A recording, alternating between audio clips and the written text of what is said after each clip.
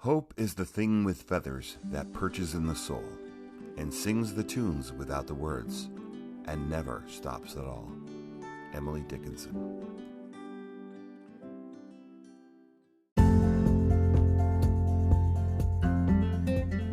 Welcome to Long Haul Hope, a podcast for long haulers, their loved ones, and those who care about them. My name's Joe Grabowski. I'm a husband, a father, a pastor, and a tech geek.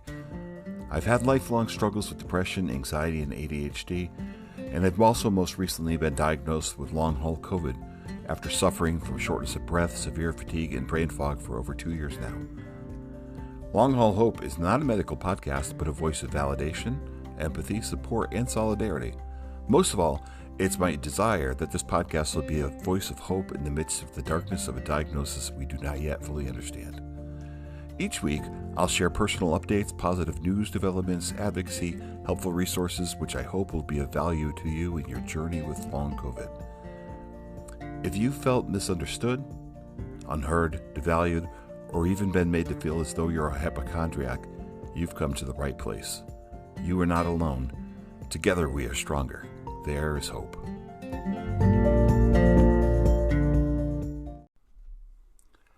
This is episode 1 of Long Haul Hope. Today is Friday, April 22nd, 2022. My name is Joe, and I am really glad that you're here with me today. So in all honesty, I really wish that I could have started this podcast sooner. I had just about everything I needed. I had notes. I had the setup all set to go. So I only needed to sit down and press record and to talk for a few moments. But so one of the things I found early on with long COVID is that there is no rhyme or reason to how I feel. One day I could feel great. The next day I could be wiped out. And a lot of the time that could happen in the same day. I could wake up feeling good, energy, start my day on a good track, crash in the afternoon, feel this mind-numbing fatigue that aches down to my very soul, and then by evening, feel halfway decent again. I could have a stretch of days where I feel horrible. The last week was one of those weeks. I spent most of the week with that horrible fatigue, with a pretty significant brain fog, no energy at all, and shortness of breath that wasn't explained by any other circumstances. So I had to limit my activities and I had to push off this podcast. Fortunately, this week I'm feeling quite a bit better. But that leads me to the first thing I want to talk about a little bit. That's this thing about hope. See, as you may have experienced with long COVID, you feel miserable for a long time. And you begin to think, this is how I'm going to always feel. And you begin to become depressed, anxious, despairing, and almost giving up a sense of hope that things are going to get any better. And then what happens is you wake up and you have a good day. You feel good.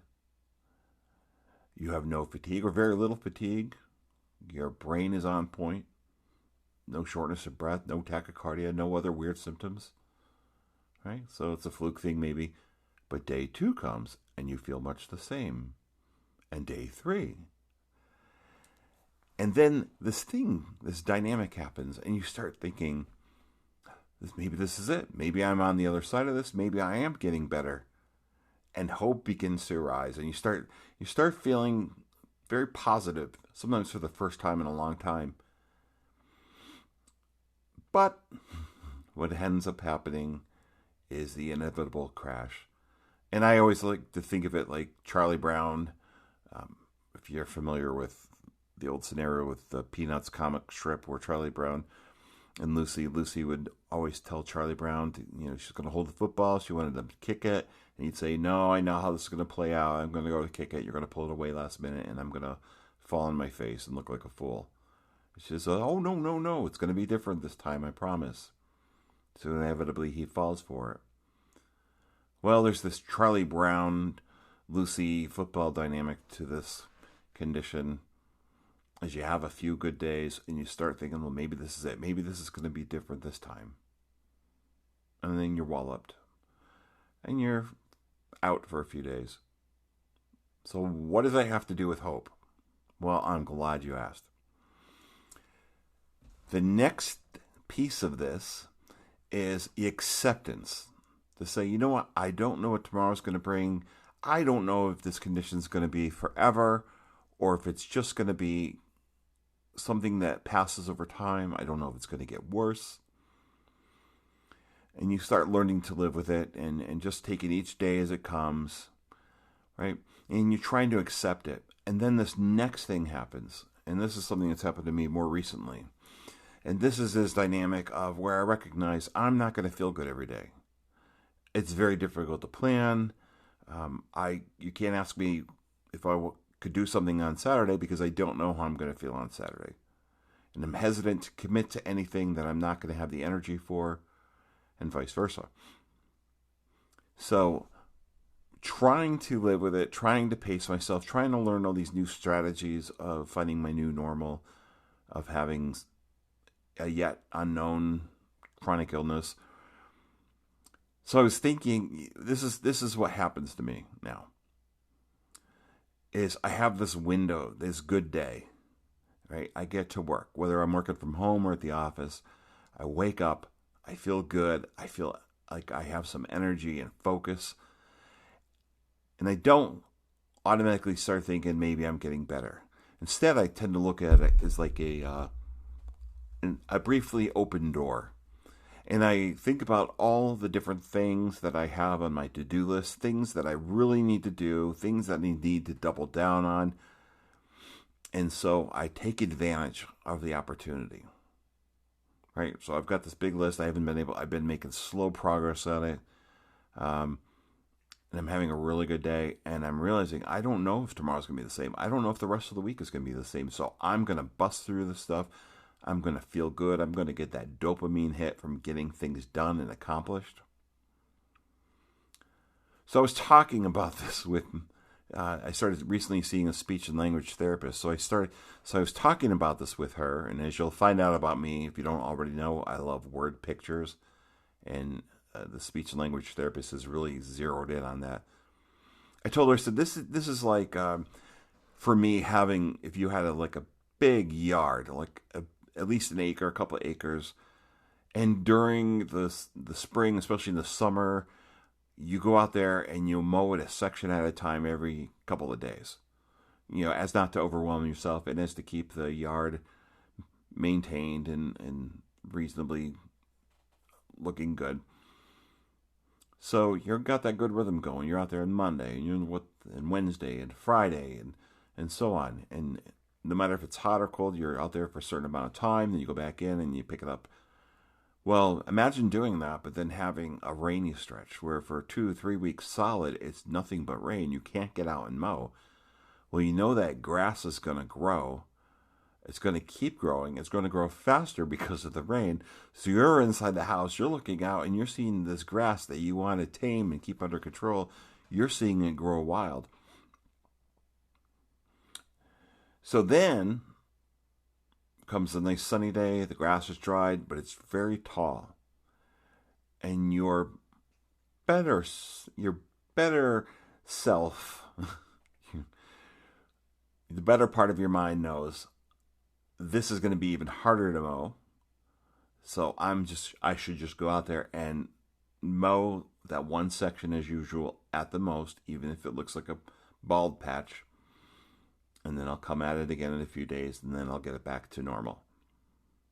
Except that when you're outside and you're mowing, now because it's rained for a few weeks, there's the thought in your back of your head, it's like, I don't know if it's going to rain. What happens if I mow this part and then it rains again for another couple weeks? I'd better get this all done. And so one of those scenarios is you go out there and you push yourself, and maybe it feels good to be outside. Maybe it's not too hot.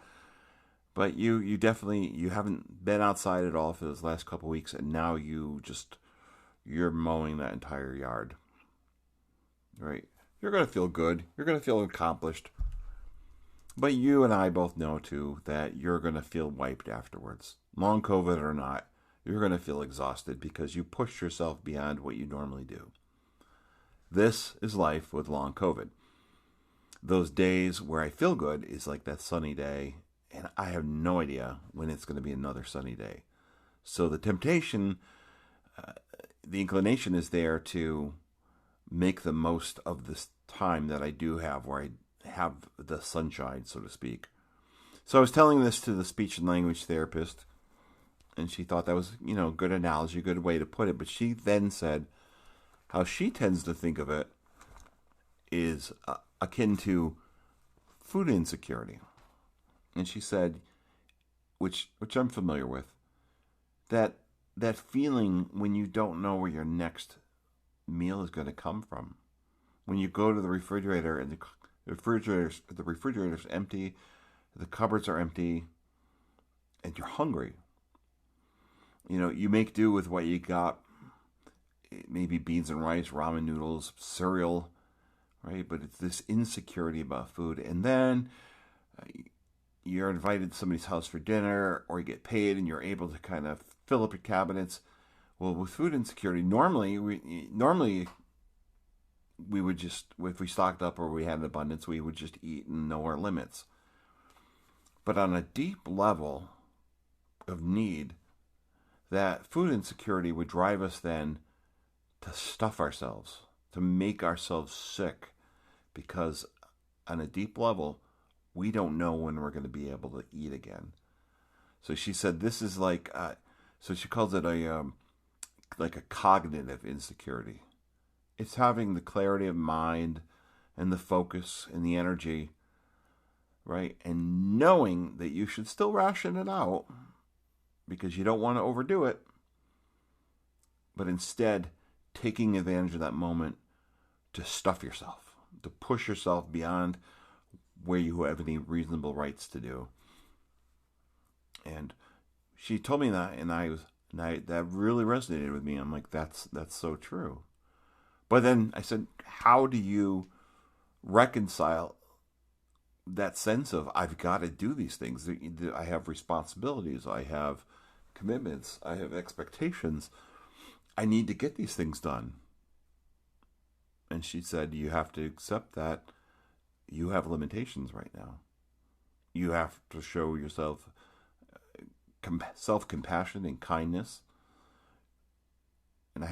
And so she encouraged me to budget my time, to pace, and to incorporate these pacing strategies, but also to budget my time. The time block that I'll work for 2 hours at a time, and then take a break to rest, to reset, and then maybe tackle another 1 hour, 2 hour block of work.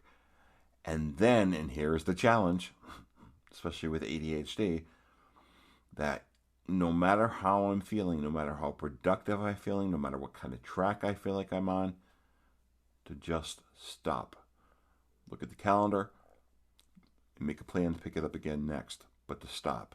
In other words, don't wait until the gas tank is on E. And don't even wait until the gas tank is below halfway, because in this example, the indicator is wrong. I have no idea how much gas is in the tank or not. So, as someone who has been diagnosed with depression and anxiety disorders, the potential when dealing with health things like this, the potential is always there to sink into this pit of despair and hopelessness, to give up. There's some days where the thought of just laying in bed all day long is very, very appealing. I'm not even talking about retirement and going out and living life and enjoying it. I'm talking about doing nothing at all. There's times when the fatigue is at the worst, where even things that I enjoy, like making music, playing on the computer, reading, even those are a mental chore. And I can't even describe the fatigue. I'm going to try to describe it in a different episode, but it's just a soul-sucking feeling inside of me when it happens that makes me want to literally crawl out of my skin. But this brings it around to the word hope. Now, hope, again, we tend to think of hope is like a wishful thinking. It's a magical thinking. We think about things that we hope are going to happen. We're not sure, but we hope they're going to happen. We hope we're going to get this gift at Christmas. We hope we're going to get that promotion at work, and so on and so on. But hope is so much more than that. When I think of hope, I think of the word love. Now, love is a really complex thing, and certainly I couldn't even, if I spent the entirety of this whole podcast on it, I'm not even going to scratch the surface. But you all understand that hope is an emotion, but it's also a choice. Right? Love is both an emotion and a choice. And so the same is with hope. It's an emotion and it's choice. When you're feeling the emotion, it's easy to make that choice. But when you're not feeling the emotion, it is really hard to make that choice sometimes. But it's still a choice that we have. We can love someone, we can have all the warm fuzzies in our heart for them, and that might motivate us and inspire us to do nice things for them, to make the choice, to show love to them, to extend love to them, to forgive them, to give grace to them, to protect them, and all sorts of things. But those times maybe we're not feeling the warm fuzzies, so maybe we're irritated, we're disappointed, disillusioned with someone, maybe somebody's hurt us, and it's not resolved. Making that choice to love is so much harder, but it is so important. Anybody in any kind of relationship knows that to the core of their being. You have to choose to love every day. Not just ride the waves of feeling, but to live the life, to walk the path of choosing to hope, of choosing to love day after day after day. And so it is with hope. We could say, well, today's a good day and I'm feeling hopeful about my future. I'm feeling hopeful about my recovery. And then we can have a lousy day and all hope is gone. And we're back at that place of despair and apathy and not wanting to try anymore. And this is when most of all we need to choose hope. And it seems counter to our ways of thinking, but I'm thinking of the story of the Chilean miners some years ago where they were trapped in the mine and they were in there for days in pure darkness. Yet they held on to hope that they were going to be rescued. Even as the days ticked on, even as the food started running out, the air started running out, they chose to hold on to hope while they were still living. And that is what us long haulers need to do. Is despite how we feel on any given day, despite the fickle nature of this condition where we are good one moment and horrible the next, we have to choose hope. Because without hope, we have nothing. Matter of fact, there's a passage in the Bible that says, hope deferred makes the heart sick. And that is so true. That in this modern 21st century, we now know more and more and more about the correlation between the mind and body and emotions. But that simple proverb, hope deferred makes the heart sick, says all of that in one small phrase. When hope is put off, when we lose sight of hope, it begins to affect us physically. We begin to feel it inside. We begin to feel empty inside. Whatever the case is, we lose our grip on what could be a better tomorrow. Hope deferred makes the heart sick, but a longing fulfilled is a tree of life. So we've got to walk through this condition choosing hope, walking in hope, choosing hope every single day, even when medical reports or our feelings, our circumstances would tell us otherwise. We got to say, I've got no other alternative. If I let go of hope, I have nothing. I'm going to fall away into the abyss. So, even if it seems silly, foolish, I'm going to choose to walk in hope every day. I'm going to walk the long haul, choosing hope. So, as I said, hope is not wishful thinking, but it's a confident expectation. It's a confident expectation that something is going to happen. And so, another quick story here to compare it to is when I was growing up, every year on my birthday, my dad would pick me up from school and take me out for the day. It would be me and my dad. So I watched out that window all day long with hope, with confident expectation. I didn't know what time he was going to be there. I didn't know if I'd be in a class or in recess, right? And the day could go on a little bit longer. But I knew with total confidence that my dad was going to come and that my name was going to be called and that I was going to spend the day with my father. And that hope never wavered. It wasn't just wishful thinking like, well, maybe he'll show up, maybe he won't. I hope he shows up. I hope he doesn't let me down. No, it was a hope. I looked out that window with hope, knowing that at some point he was going to show up. And this is how we've got to choose hope. So this podcast is my effort for myself at continuing to choose hope when it would be easier for me to give into despair. I'm not going to lie. There's days where I talk about it now like, oh yeah, that's easy. There's days where it's anything but. And I'm committing with this podcast because primarily this podcast is for myself to give me something to anchor myself to every week, to share some of the ups and downs, the personal experiences, some positive news and research I'm finding, some useful resources. But I'm committing to be absolutely candid because some days this sucks.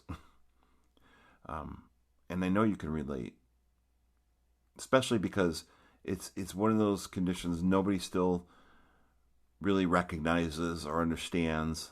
You tell somebody you have long COVID, but it's, oh, you look fine. They see you being able to do things one day. Or they hear COVID and they tune out because, frankly, after 2 years, we all have COVID fatigue. We're tired of hearing it. We're tired of talking about it. So, in some people's minds, you say long COVID, they check out. It's not anything to them. So we're going to talk about these things in future episodes. But I wanted to start off with this word, this word hope, and really what it means to me and why it's so important in the podcast name. I did a search when I was considering doing a podcast to see what other podcasts were out there about long COVID. And I found several episodes of different podcasts that were about long COVID, but they were one-offs. I found a couple of medical podcasts, which were interesting to listen to from a medical perspective. And then I found one particular podcast, Living with Long COVID with Julie Taylor, over in England, who is a nurse whose life was upended from long COVID. And she started sharing her story and get connected with me. But I couldn't find any other podcasts talking about long COVID.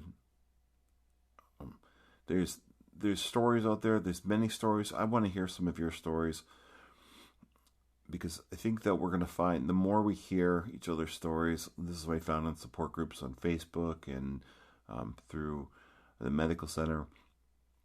The more you hear other people's stories, the more you feel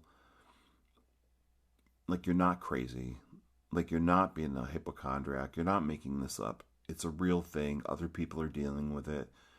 And although you feel bad for them for suffering with it, there's something comforting about knowing you're not alone in this diagnosis.